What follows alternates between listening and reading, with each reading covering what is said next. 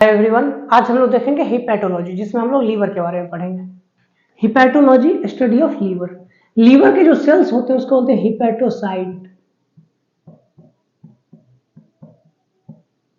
Hepatocyte, ठीक है। चलिए, गिल्सन्स कैप्सूल। लीवर का जो कवरिंग होता है और उसके लोब का जो कवरिंग होता है उसको बोलते हैं गिल्सन्स कैप्सूल, ठीक है। Covering of liver and its lobule, ठीक है।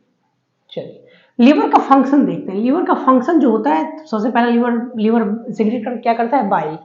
बाइल कौन सिक्रीट करता है? लीवर। और स्टोर हो जाता है कहाँ? गॉल ब्लैडर में। ऐसे देखिए,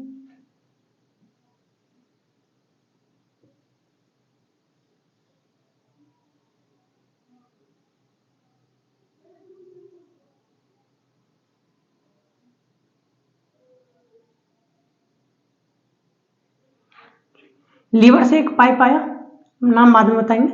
लीवर से एक पाइप आया, वो गॉल ब्लैडर में गया। गॉल ब्लैडर में क्या होता है? बाइल निकल निकल के स्टोर होते रहता है। स्टोर हो गया, फिर जब हम लोग खाना खाए, ठीक है, ये हो गया हम लोग का स्टमक, ये हो गया ड्यूडेनम। खाना खाए जब हम लोग तो स्टमक से ड्यूडेनम में आया, तो फिर ये पाइप से ड्यूडेनम में आ जाता है, ठीक है। अब पाइप का नाम जानते हैं। लीवर से जो पाइप आया उसको बोलते हैं हिपैटिक डक्ट। हिपैटिक डक्ट, ठीक है, हिपैटिक डक्ट। गॉल ब्लैडर के डक्ट को बोलते हैं सिस्टिक डक्ट। Cystic duct. और जो दोनों मिलके जुड़ के बन जाता है उसको बोलते हैं common bile duct. Common bile duct, ठीक है। और यहां पर पैंक्रियाज और ये जो कॉमन बाइल डक्ट दोनों एक साथ ड्यूडेनम में ओपनिंग होता है, इसको बोलते हैं hepato pancreatic duct. Hepato pancreatic duct, ठीक है। चलिए, तो वो क्या करता है? बाइल जो होता है स्टोर कहाँ हो जाता है? गॉल ब्लैडर में, ठीक है। गॉल ब्लैडर हम ऐसे फोटो यहाँ बना दी। होता क्या है कि हम लोग का लीवर सामने होता है, तो लीवर के जस्ट पीछे होता है। जैसे मान लीजिए ये लीवर है, तो लीवर के जस्ट ये सामने से लीवर देख रहे हैं, तो ये थोड़ा सा नीचे से ब्लैक वाला दिख रहा है, ये वाला पोर्शन बस इतना पीछे से ही रहता है, पूरा बस नीचे से थोड़ा सा दिखता है, ठीक है। फंडस बोलते हैं उसको, बस थोड़ा सा दिखता है। अब पीछे से देखेंगे तो पूरा दिखेगा, ठीक है। चलिए, कंपोजिशन की बात करें, बाइल में क्या क्या होता है? तो वाटर होता है, बाइल साल्ट होता है, इनऑर्गेनिक साल्ट होता है, बाइल पिगमेंट होता है, कोलेस्ट्रॉल होता है, लेक्टिन होता है, और भी बहुत सारे चीज होते हैं। बाइल साल्ट में क्या क्या होता है? सोडियम ग्लाइकोलेट और सोडियम टर्कुलेट। इनऑर्गेनिक साल्ट में क्या होता है? Sodium bicarbonate. यहाँ से स्टमक क्या होता है? काफी एसिडिक होता है, हाईली एसिडिक, 1.8 pH होता है हाइड्रोक्लोरिक एसिड का, वही होता है यहाँ। तो ये जब ड्यूडेनम में आता है तो इसको अल्कलाइन बनाने में इसका रोल होता है। ये होता है बेसिक नेचर का, ये होता है स्टमक होता है एसिडिक एसियल, और ये होता है बेसिक, ठीक है। चलिए, बाइल पिगमेंट क्या होता है? बिलीरुबिन और बिलीवर्डिन। बिलीरुबिन का अगर ऑक्सीडेशन करा दे तो बिलीवर्डिन बन जाएगा, बिलीवर्डिन का रिडक्शन करा दे तो बिलीरुबिन बन जाएगा। फीसेस का कलर येलो इसी के कारण होता है। चलिए, फंक्शन क्या है? Emulsification of fat. इमल्सिफिकेशन क्या होता है? फैट का बड़ा बड़ा पार्टिकल है उसको छोटे छोटे पार्टिकल में तोड़ देता है, ठीक है। तो इससे क्या होता है? एब्जॉर्प्शन में आसानी होती है, तो ये करता है। याद रखिएगा, बाइल के पास कोई एंजाइम नहीं होता है। हैव नो एनी एंजाइम, कोई एंजाइम बाइल में नहीं होता है। बाइल में एंजाइम होता ही नहीं, ठीक है। चलिए, अब दूसरा काम क्या है? Deamination of extra amino acid, formation of urea. Urea का फॉर्मेशन कर देता है अमीनो एसिड से, ठीक है, डीएमिनेशन करके। अमीनो एसिड है, अमीनो एसिड में कैसे अमीनो एसिड का स्ट्रक्चर देखते हैं।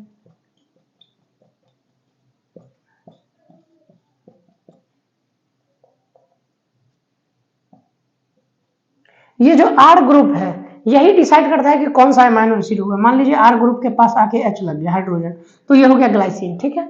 ये भी ऊपर एच ही होता है। तो NH2 जो है वो डिमिनेशन से निकल गया, यहाँ आ गया। NH2 से NH3 बन गया, एक हाइड्रोजन लेके, साथ में CO2 आ गया, जो कि हम लोग रेस्पिरेशन करके निकालते हैं, ठीक है। तो NH3 और CO2 आ गया, CO दोनों मिलकर यूरिया का फॉर्मेशन कर दिया। जो पूरा साइकिल चलता है उसको बोलते हैं ऑर्निथिन या यूरिया साइकिल, ठीक है। यूरिया बन गया, यूरिया फाइनल चला गया ब्लड में, ब्लड कहाँ गया? किडनी में, किडनी उसको फिल्टर करके बना दिया यूरिन, यूरिन के थ्रू फिर बाहर हम लोग निकाल देते हैं। चलिए, अब देखते हैं डिटॉक्सिफिकेशन। डिटॉक्सिफिकेशन होता क्या है? पहले डिटॉक्सिफिकेशन होता है जब हम लोग हार्मफुल सब्सटेंस खा लेते हैं, इंजेक्ट कर लेते हैं बॉडी में, तो लीवर उसको फिर डिटॉक्सिफाई करता है, उसको फिर हार्मलेस सब्सटेंस में कन्वर्ट करता है। Conservation of many harmful substance into harmless substance. Harmful substance को टॉक्सिन समझ लीजिए, ऐसे जैसे अल्कोहल पीता है कोई, अल्कोहल पीता है, ठीक है, अल्कोहल लिया, तो अल्कोहल क्या करता है? वहां पे आता है अल्कोहल डिहाइड्रोजनेज। अल्कोहल पहले पिया तो वो गया स्टमक में, स्टमक से फिर वो कहाँ गया, ब्लड में, ब्लड से फिर गया लीवर में, लीवर में गया तो लीवर क्या करता है, वो देखता है कि ये तो सही चीज नहीं है तो उसको तोड़ना शुरू कर देता है। अल्कोहल आता है तो फिर वहां पे अल्कोहल का फॉर्मूला आता है C2H5OH, अल्कोहल का जो इथाइल अल्कोहल जो लोग पीते हैं वो उसका फॉर्मूला है। एडीएच आता है, अल्कोहल डिहाइड्रोजनेज एंजाइम आता है, ठीक है, वहां पे उसको एसिटल डिहाइड में कन्वर्ट कर देता है। एसिटल डिहाइड में याद रखिए, एसिटल डिहाइड जो है कार्सिनोजेन है। कार्सिनोजेंस, कार्सिनोजेंस क्या होता है, कैंसर कराने वाले कारक, मतलब जो कैंसर कराने वाले एजेंट होते हैं उसको बोलते हैं कार्सिनोजेंस। जैसे टोबैको हो गया, यूवी रेडिएशन हो गया, वैसे एस्टल्डिहाइड है कार्सिनोजेंस, इससे कैंसर होता है। तो शराब पीने से भी कैंसर होता है, एस्टल्डिहाइड की मात्रा जब बढ़ जाएगी तो कार्सिनोजेंस की तरह काम करेगा तो कैंसर हो जाएगा बॉडी में, लिवर कैंसर हो सकता है, ठीक है। चलिए एसिटल्डिहाइड बना, एसिटल्डिहाइड का फॉर्मूला होता है CH3CHO। उसके बाद फिर वो वहां पे आता है एल्डिहाइड डिहाइड्रोजनेज, ठीक है, एल्डिहाइड डिहाइड्रोजनेज, वो क्या करता है उसको एसिटेट यानी एसिटिक एसिड में कन्वर्ट कर देता है, जिसका फॉर्मूला ये होता है, और फाइनली वो CO2 और H2O में टूट जाता है और ब्लड में आ जाता है, ठीक है। तो देखिए अगर लीवर में अल्कोहल गया तो तोड़ देगा, लेकिन आदमी थोड़ा बहुत गया, जैसे होम्योपैथिक दवाई पीते होंगे तो उसमें थोड़ा बहुत जाता है, लीवर उसको कन्वर्ट कर देता है तुरंत। होम्योपैथिक दवाई में इसीलिए दिया जाता है एब्जॉर्ब जल्दी हो जाए, क्योंकि अल्कोहल बहुत जल्दी एब्जॉर्ब हो जाता है, स्टमक से नीचे भी नहीं जाता है वो, स्टमक के बाद ड्यूडेनम आता है, जिजुनम कहीं नहीं जाता है, स्टमक में ही 100% एब्जॉर्ब हो जाता है, इसलिए उसके साथ में मिलाया जाता है। तो अल्कोहल थोड़ा बहुत पीजिएगा तो कोई दिक्कत नहीं, जैसे मान लीजिए होम्योपैथिक दवाई पीते हैं, लेकिन आदमी क्या करता है बाल्टी का बाल्टी पी लेता है, तो अल्कोहल से फिर एस्टल्डिहाइड की मात्रा बढ़ेगी, मात्रा बढ़ेगी तो फिर कैंसर हो सकता है उससे। तो शराब पीने से भी कैंसर होता है, लोग कहते हैं नहीं शराब पीता था इसको कैसे हो गया, तो शराब पीने से भी कैंसर होता है, ठीक है, तो शराब नहीं पीना चाहिए। चलिए उसके बाद एक टर्म है ग्लाइकोजेनेसिस और ग्लाइकोजेनोलाइसिस, ये दोनों ये सब सारे काम लीवर के हैं, ठीक है। चलिए ग्लाइकोजेनेसिस और ग्लाइकोजेनोलाइसिस, ग्लूकोज से ग्लाइकोजन में कन्वर्जन हो रहा है उसको बोलेंगे ग्लाइकोजेनेसिस, और ग्लाइकोजन से ग्लूकोज बन रहा है उसको बोलेंगे ग्लाइकोजेनोलाइसिस। ग्लूकोज से जो ग्लाइकोजन बनाता है उस हार्मोन को बोलते हैं इंसुलिन, बहुत अच्छे से आप लोग को पता होगा, डायबिटीज के पेशेंट हर मोहल्ले में एक दो मिल जाएंगे अभी। चलिए और ग्लाइकोजन से ग्लूकोज में कन्वर्ट करता है उसको बोलते हैं ग्लूकागोन। होता क्या है कि ब्लड में जब शुगर लेवल बढ़ जाता है, हम लोग जैसे खाना खाते हैं तो वो एब्जॉर्ब होकर ब्लड में ही जाता है तो बढ़ जाता है, तो इंसुलिन उसको ग्लाइकोजन में कन्वर्ट करके स्टोर कर देता है, फैट में मसल्स में स्टोर कर देता है, लीवर में स्टोर कर देता है, थोड़ा बहुत ब्रेन में भी स्टोर करके रख देता है। और जब होता क्या है, जब हम लोग फास्टिंग करते हैं तो जब खाना नहीं मिलता तब क्या होता है, यही ग्लाइकोजन टूट टूट के ग्लूकोज बन जाता है, जिससे हम लोग को एनर्जी प्रोवाइड होता है, तो वो काम होता है ग्लूकागोन का। अब किसी किसी पेशेंट में, मतलब किसी किसी आदमी में इंसुलिन बनता ही नहीं है। इंसुलिन बनता कहाँ है, पेंक्रियाज में। इंसुलिन बनता कहाँ है, पेंक्रियाज में, ठीक है। दोनों इंसुलिन और ग्लूकागोन दोनों पेंक्रियाज में ही बनते हैं, ठीक है। तो जब होता क्या है कि इंसुलिन नहीं बन रहा है तो उसका तो ग्लूकोज लेवल बढ़ जाएगा बगल ब्लड में, क्योंकि वो तो टूट ही नहीं रहा है, वो तो ग्लाइकोजन में कन्वर्ट हो नहीं रहा है, तो उसी को बोलते हैं डायबिटिक पेशेंट, ठीक है। डायबिटीज हो गया बोलते हैं, शुगर लेवल बढ़ गया तो यूरिन के थ्रू उसका वो ग्लूकोज बाहर आने लगता है। तो याद रखिएगा इंसुलिन का बहुत बड़ा रोल होता है ग्लाइकोजन बनाने में। चलिए अब है ग्लूकोनियोजेनेसिस, ये भी काम लीवर का, ये क्या करता है फैटी एसिड और अमीनो एसिड को ग्लूकोज में कन्वर्ट कर देता है, ठीक है। एक है लाइपोलाइसिस, इसमें ग्लूकोज को लिपिड बना देता है। लिपिड क्या होता है, प्लाज्मा मेम्ब्रेन हम लोग देखे थे, तो प्लाज्मा मेम्ब्रेन जो बना होता है वो लिपिड से ही बना होता है, ठीक है। तो जब प्लाज्मा मेम्ब्रेन का डिटेल स्ट्रक्चर पढ़ेंगे तो देख लेंगे। उसके बाद है ग्लाइकोजेनोनियोजेनेसिस, ये क्या होता है, इसको बोलते हैं कोरिस साइकिल, ठीक है। लैक्टिक एसिड से ग्लाइकोजन बन जाता है, ठीक है, लैक्टिक एसिड से ग्लाइकोजन बन जाता है। चलिए कफर सेल, ये भी लीवर में ही होता है, ये फेगोसिटिक नेचर का होता है, फेगोसिटिक नेचर का होता है, मतलब खाने पीने वाला, जो भी जैसे आरबीसी हम लोग के बॉडी में 120 दिन बाद वो मर जाता है, आरबीसी की का लाइफ स्पान यानी जिंदगी 120 दिन की होती है, 120 दिन के बाद वो मर जाता है और फिर नया नया बोन मैरो से बन जाता है, हड्डी के जो बीच में होता है उसको बोन मैरो बोलते हैं। तो उसको खाता कौन है, यही कफर सेल फेगोसिटिक नेचर का होता है, उसको खा पी के खत्म कर देता है। चलिए अब देखते हैं ओडोंटोलॉजी।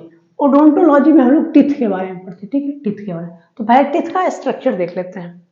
जो ऊपर पार्ट निकला होता है उसको बोलते हैं क्राउन, जो बीच में थोड़ा गर्दन होता है उसको बोलते हैं नेक, और नीचे होता है रूट, ये तीन पार्ट होते हैं। अब पढ़ते हैं, ऊपर से जब देखिएगा तो 3 लेयर होता है। सबसे ऊपर इनामेल का लेयर होता है जो कि हार्डेस्ट पार्ट होता है, पूरी बॉडी का हार्डेस्ट पार्ट होता है, वो व्हाइट होता है और स्मूथ होता है। इनामेल को बनाता है एमिलियोब्लास्ट, एमिलियोब्लास्ट सेल इनामेल का फॉर्मेशन करता है, ठीक है। चलिए उसके अंदर जाएंगे तो मिलेगा डेंटाइन, उसके अंदर जाएंगे तो ओडोंटोब्लास्ट, ये होता है एमिलियोब्लास्ट, ये होता है ओडोंटोब्लास्ट, ठीक है। ओडोंटोब्लास्ट सीक्रेट करता है कौन, डेंटाइन को कौन सेक्रेट करता है? ओडोंटोब्लास्ट। उसके अंदर जाएंगे तो मिलेगा पल्प कैविटी। इसी में बहुत सारे ब्लड वेसल और नर्व फाइबर होते हैं। यहाँ जो पोर दिख रहा है एक छेद, इसी छेद से आते हैं, ठीक है। नेक में बस 2 लेयर होता है। रूट में आते हैं तो रूट में ये दोनों लेयर होता है, डेंटाइन और एमिलियोब्लास्ट होता है, ठीक है। सॉरी, हाँ, डेंटाइन और ओडोंटोब्लास्ट, डेंटाइन और ओडोंटोब्लास्ट होता है, एमिलियोब्लास्ट वहाँ था। इनामिल जो है केवल ऊपर में ही होता है, इनामिल नीचे में नहीं होता है। फिर वो दोनों लेयर के बाद आएंगे तो एक स्पेशल लेयर होता है जिसको सीमेंट, और सीमेंट के बाद एक लिगामेंट होता है, मसल्स वो फंसा रहता है, उसको बोलते हैं पेरिडोंटल लिगामेंट, ठीक है। और ये जो हड्डी हो गया जॉ बोन। ये तो बेसिक स्ट्रक्चर होगा, समझ में आ गया। चलिए, टीथ जो होते हैं वो 2 टाइप के होते हैं, एक होमोडोंट, एक हेटेरोडोंट। होमोडोंट में सभी टीथ एक समान होते हैं, ऑल टीथ आर सिमिलर, जैसे फिश, एम्फीबिया, रेप्टाइल, इस सब में। हेटेरोडोंट में सारे दांत डिफरेंट डिफरेंट होते हैं, जैसे एक ऐसा दांत होता है, ठीक है, एक ऐसा होता है, एक ऐसा होता है, एक ऐसा होता है। इसको बोलते हैं इंसीजर, कैनाइन, प्रीमोलर, मोलर, ठीक है। चलिए, ये 4 टाइप के दांत होते हैं। तो इसके हेटेरोडोंट का एग्जांपल मैमल, जैसे हम लोग हो गए। व्हेल और डॉल्फिन को छोड़ के, व्हेल, डॉल्फिन मैमल्स में आते हैं, लेकिन ये इसके दांत जो होते हैं सिमिलर, तो ये इसी केस में आ जाते हैं, होमोडोंट में। चलो, डेंटल फार्मूला की बात करें। डेंटल फार्मूला सिर्फ और सिर्फ हेटेरोडोंट के लिए एप्लीकेबल होगा, इसमें तो सारे टीथ सेम ही है, तो कोई दिक्कत है नहीं। अब देखते हैं, पहले जबड़ा समझ लेते हैं, ठीक है। ये हो गया जबड़ा।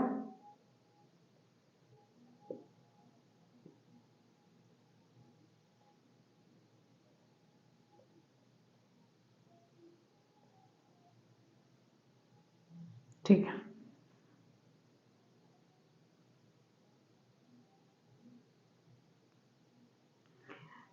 ये जो माउथ है हमारा, अपर जॉ, लोअर जॉ, 2 जो होता है, तो अपर जॉ के साइड में, इस साइड और लेफ्ट साइड, और राइट साइड, और लोअर जॉ के भी लेफ्ट साइड, राइट साइड, तो 4 हो गए टोटल। तो इसको बोलते हैं, एक को, हर को रमी बोलते हैं, इसमें रमी, रमी, ठीक है, रमी।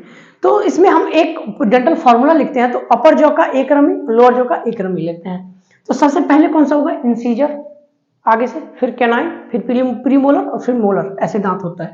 तो इंसीजर, कैनाइन, प्रीमोलर, मोलर, इधर भी इंसीजर, कैनाइन, प्रीमोलर, मोलर, 4 दांत हो गए। चलिए, तो फॉर्मूला जब लिखते हैं तो incisor, canine, premolar, molar, incisor, canine, premolar, molar, तो ऊपर का incisor, canine, premolar, molar, incisor, canine, premolar, molar, नीचे का incisor, canine, premolar, molar, incisor, canine, premolar, molar. Dental formula लिख लिए। अब होता किसका कितना है? ह्यूमन का बात करें तो ह्यूमन में मिल्क सेक, जिसको दूध का दांत बोलते हैं, बच्चे में होता है, उसका फॉर्मूला आता है 2102 बट्टा 2102। 2 इंसीजर, 1 कैनाइन, प्रीमोलर 1 भी नहीं, मोलर 2, नीचे में भी सेम होता है। तो प्रीमोलर नहीं होता है, लेकिन ये नहीं कि उसका जगह प्रीमोलर, देखिए प्रीमोलर जो है मोलर से पहले आता है, इसका ये मतलब नहीं कि जगह खाली होगा, यही दांत यहाँ घिसक के आ जाता है, ठीक है, प्रीमोलर नहीं होता है। तो टोटल दांत कितना हो गया? 2 2 4 1 5, तो 5 इस साइड, 5 इस साइड, 10, 5 इस साइड, 5 इस साइड, 10, तो 10 और 10 20 दांत होते हैं दूध के दांत, ठीक है। चलिए, 14 ईयर या 17 ईयर से कम, उसमें कितने? उसमें 28 दांत होते हैं, पढ़े होंगे आप लोग। तो उसमें होता है 21 22 बटा 21 22, 2 ये, 1 ये, 2 ये, 2 ये, ठीक है। एक बस कैनाइन जो होता है सिर्फ 1 ही होता है। और जब एडल्ट की बात करें 18 17 ईयर से ज्यादा, तो ये लास्ट वाला जो है वो 3 हो जाता है, एक और बढ़ जाता है, जिसको बोलते हैं सब ज्ञान का दांत, जो ऐसा होता है नहीं, वेस्टिजियल ऑर्गन है, वो दांत का कोई काम वाम नहीं होता है, ठीक है। तो 21 23 हो जाता है। एडल्ट में क्या हो जाता है? 21 23। जब एडल्ट में क्या हो जाता है? एडल्ट में क्या हो जाता है? 21 23 बट्टा 21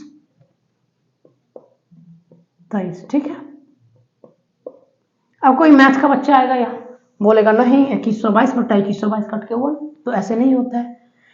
ऊपर वाले को 2 से गुना कर दे, नीचे वाले को 2 से गुना कर दे, पूरा दांत काउंट हो जाएगा। 2 1 3 2 5 2 7, तो 7 दूनी 2 14, और नीचे का 2 1 3 2 5 2 7, 7 दूनी 14, 14 को जोड़ देंगे तो 28 दांत टूट जाएगा, ठीक है। रैबिट की बात करें तो 20 33 बट्टा 10 23, मतलब इसका इंसीजर 2 होता है ऊपर में, लेकिन नीचे में 1 ही होता है। फिर वैसे ही ये तो नहीं होता है, फिर ये प्रीमोलर ऊपर में 2 होता है, 3 होता है, लेकिन नीचे में बस 2 ही होता है, ठीक है। तो यहाँ भी वो ये रैबिट का फॉर्मूला था।